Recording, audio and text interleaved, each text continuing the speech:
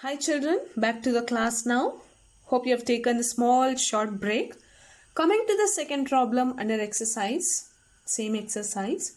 So there are 1500 families with 2 children were selected randomly and the following data were recorded. Okay, assume that so many like families are there in and around your apartment. So where 2 children are selected for some event. Okay, so the number of girls in a family is 2, 1, 0. In this case, since only 2 children they are selecting it, so they are just calculating number of girls in a family. Maximum is 2. Both of them can be 2. Or in one family there can be one boy and one girl. So that is one. And then in one family both of them can be a boy. Okay. So in this case, so the number of families where you have 2 children as girls are 475 and where one child is a girl child is 814 and then like a family where there is no girl child is 211 but the total family is 1500. So let me see the question what they are asking us to calculate. So they are asking us to compute the probability of a family chosen at random having 2 girls, 1 girl, no girl. It's very simple, right? So you'll be just taking 2 girl means 475 divided by 1500. 1 girl means 814 divided by 1500. And the no girl means 211 divided by 1500. That's it. Okay, that have written it step by step. So total number of families is 1500. So first case, number of families having 2 girls is 475. So therefore, the probability of the number of families having 2 girls, probability is equal to divided by total number of families. That's a formula. So that is 475 divided by 1500. Always remember when you're doing probability, try to keep it in a simplest form. Just don't write the answer and leave it as it is. Okay. So in the second case, it should be obviously 814 divided by 1500. And the third one should be equal to 211 divided by 1500. Okay, and at the last you can see what is the question asked here. They're asking also check whether the sum of this probability is 1. Answer should be yes, it should be equal to 1 according to the rule, right? So that is 19 by 60 plus 407 by 750 plus 211 divided by 1500. So when you just take out the sum, you can see it is exactly equal to 1. So for this you can just do one thing. Like directly take, how to take the LCM and all, right? So just take the ratios and check. This is how you can check whether your answer is right or not. So since it is equal to 1, yes, you can conclude that the sum of these probabilities is 1. Okay. So let us move on to the next problem now. So fifth question. So an organization selected 2,400 families at random and surveyed them to determine a relationship between income level and the number of vehicles in a family. So the information gathered is listed in the below table. So this is what, like the data that has been gathered by them. So vehicles per family. This is where 0 vehicle, 1 vehicle, 2 vehicle and above 2. So less than 7,000 the monthly income is. Okay, this is what they have like collected the data with respect to this. So let me see what is the question asked in this. So first question is, suppose a family is chosen, find the probability that first thing is earning 10 to 13 per month and owning exactly 2. So these are the questions. For this, read the table very carefully. So from 10 to 13 and then owning exactly 2. So what should be, which column you should concentrate on? You should concentrate on this. And they have 2 vehicles, so 29. So that's what, it's very simple now.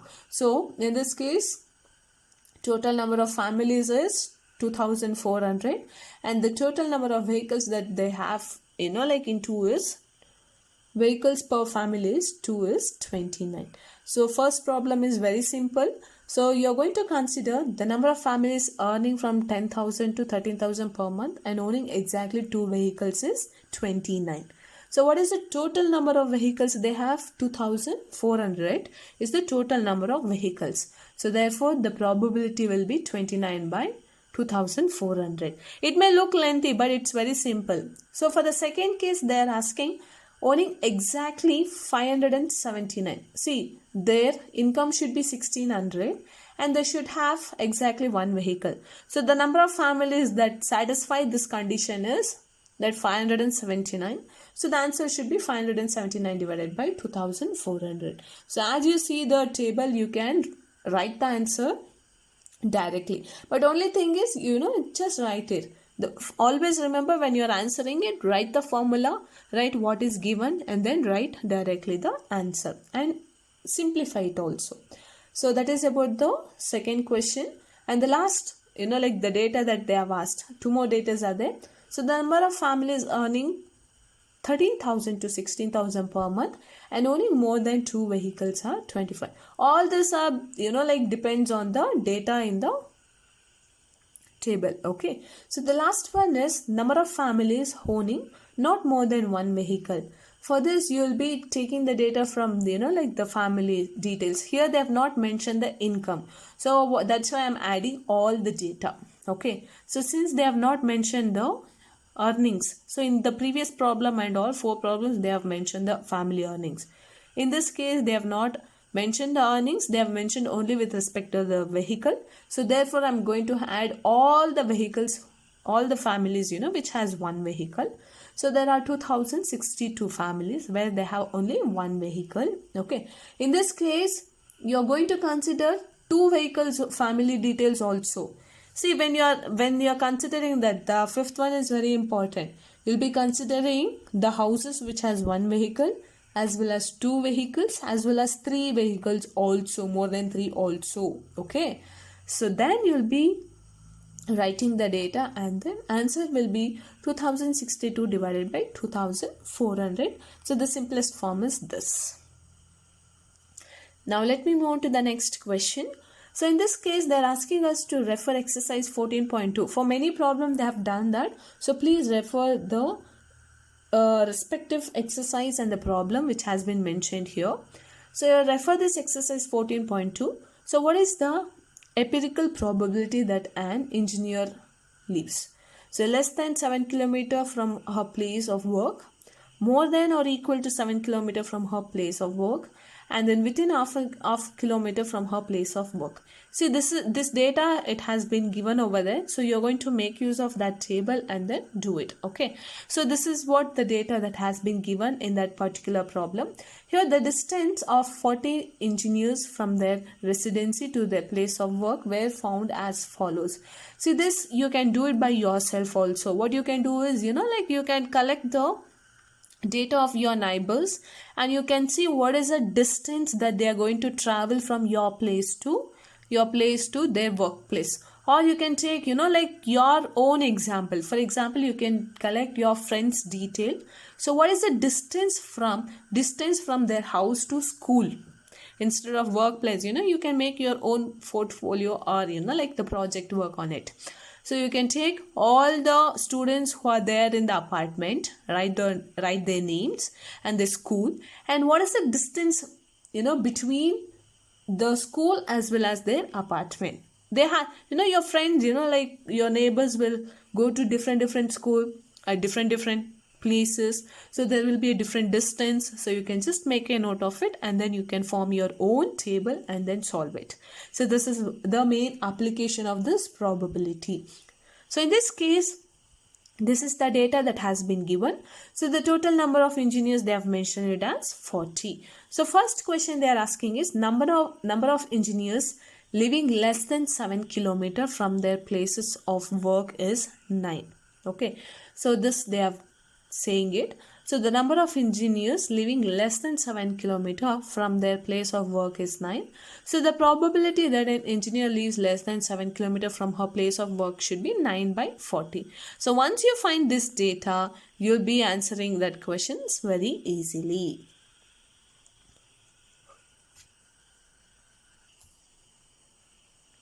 So coming to the second data, they're asking number of engineers living more than or equal to 7 kilometers from their place of work. See this one, when you're calculating it for this, you can just circle it. So less than 7 kilometers. So you can just start counting from here. 1, 2, then 3, 4, 5, 6, 7, 8, 9.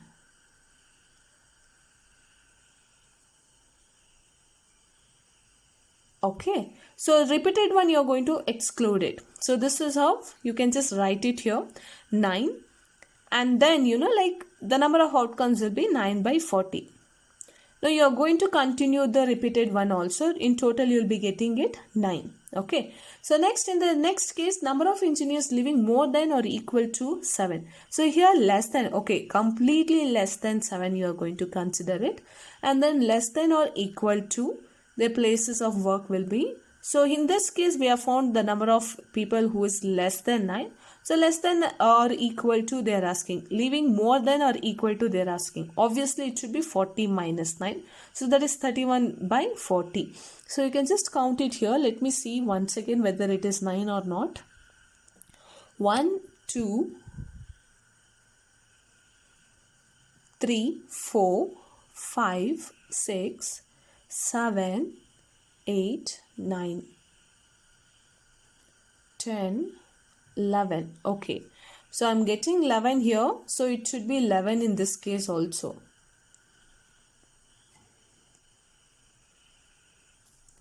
Yeah, yes students, I've made some mistake over here, so I've just corrected it. I've typed like few numbers twice. So when you just count it, like the number of engineers living less than 7 kilometers, I got it as 10. So the probability that an engineer lives less than 7 kilometers from her place is 10 by 40. Okay. So the person who is living more than 7 or equal to 7 will be obviously 40 minus 10. So which is 30. So the probability will be 30 by 40. And the last case is the number of engineers living within half kilometer from their place of work is 0. So the probability that an engineer lives within half kilometer from her place of work is 0 by 40, which is 0. So it's very simple. You should, be careful when you're, collecting the data. So as I already told you, you can do your own data and then solve the problem. So there are different problems. It can be with respect to the dice, or it can be with respect to the coins. It can be with respect to the statistics. We call this as a statistics. So this probability has been used in various fields, in data science, in statistics, in our day-to-day life and all the stuffs. So it's very important for us to know about this chapter well. And I want all of you to do the rest of the problems. Take it as a homework. So if you have any doubts, you're free to ask me anytime. Thank you so much. Have a nice day.